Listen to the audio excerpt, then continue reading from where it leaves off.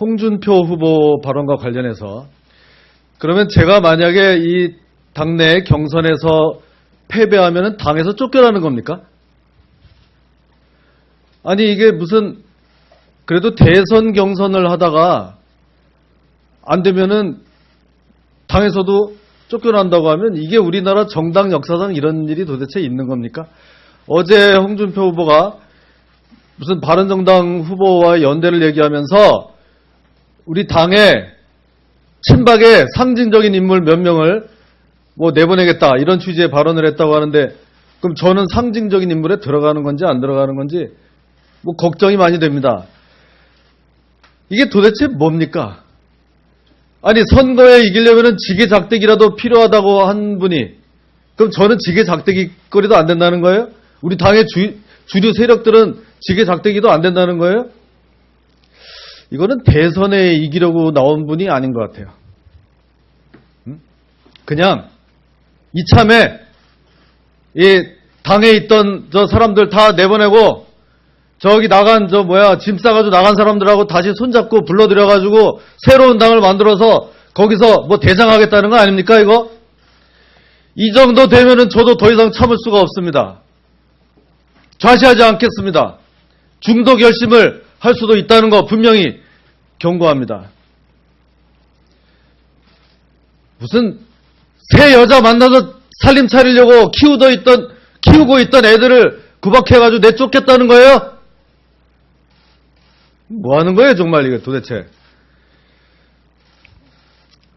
바다 이야기 수사 얘기하겠습니다. 전 이게 좀 오래돼서 사실 조금 잊어버리고 있었는데 이게 그냥 묻힐 사건이 아니에요. 2006년도예요.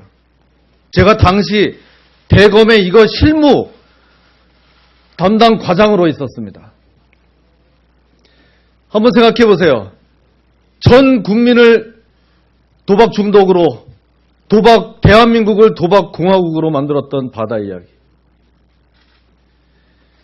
그때 이 도박으로 인한 빚이 6조 원, 개인이 게임장에 가서 빚진 게 6조 원이라고 했었습니다.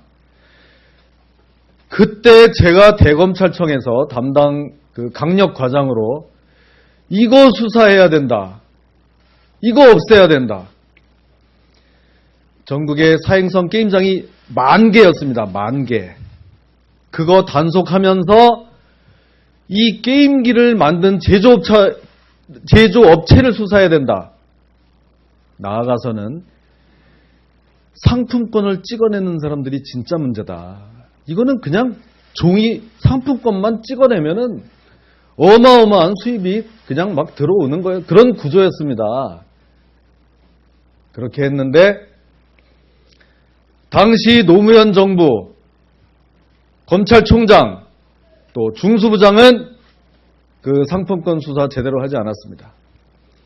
제가 있던 강력과 강력부에서 수사하려고 했는데 수사 못하게 하고 그거를 당시 중수부에서 가져갔습니다.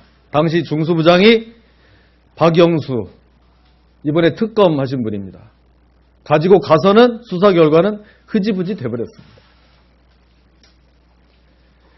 사행성 게임장이 본래 대검 강력부 소속인데 우리는 단속을 하고 수사를 하다가 수사 지휘권을 뺏긴 거예요. 중수부에. 그래서 당시에 그 강력부장이 경대수 검사장이었습니다. 거기에 항의하면서 사표를 냈었습니다. 그 밑에 있던 저도 분개해서 사표를 내려고 했는데 경대수 검사장이 너라도 남아있어야 되지 않겠냐 해서 사표를 내지 못했던 일이 있습니다. 그 두 사람이 다 지금 자유한국당 소속 국회의원으로 들어와서 저는 오늘날 여기까지 온 겁니다. 요컨대 바다 이야기 사건 수사 당시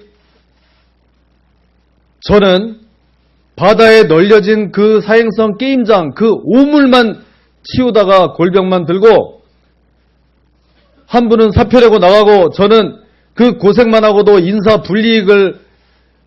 큰 인사 불이익을 입었었습니다. 오물만 치우고 바다 속으로 제대로 들어가 보지도 못하고 그 속에 뭐가 있는지도 모르고 끝났었다. 이제 다시 제가 정말 대통령이 된다고 한다면 이런 거 다 확실하게 재수사해서 진상을 밝히는 게 공정한 나라로 가는 길이다. 한 가지만 더 말씀드리겠습니다. 그때가 2006년이었는데요. 그때 이런 사건, 이 상품권 발행 비리에 당시의 정권 실세들이 굉장히 관여돼 있다. 비자금 조성 의혹이 있다. 이런 얘기가 무수했는데 그때 만약에 제대로 수사를 했더라면 노무현 전 대통령이 그런 비극적 최후를 맞지 않았을 거다. 저는 감히 이렇게 생각합니다.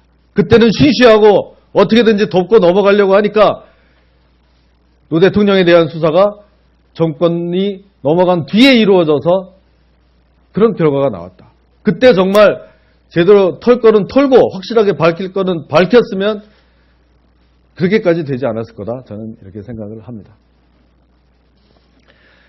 자, 이제 제가 나온 김에 공약 한 가지만 또 말씀을 드리고 마치도록 하겠습니다. 가짜 뉴스 방지법을 제정하겠습니다. 가짜 뉴스 때문에 이 온 사회가 지금 아주 멍들고 있습니다. 맨날 툭 하면 터져나오는 괴담. 세월호 무슨 해군 미군 잠수함하고 충돌했다? 그런 얘기들 많이 들어보셨죠. 이번에 세월호 그래 인양했는데 거기 잠수함하고 충돌한 흔적이 과연 있습니까? 이래 가지고는 안 됩니다. 괴담이 과학보다도 위에 있고 헌법보다도 위에 있는 이런 사회가 돼서는 안 됩니다.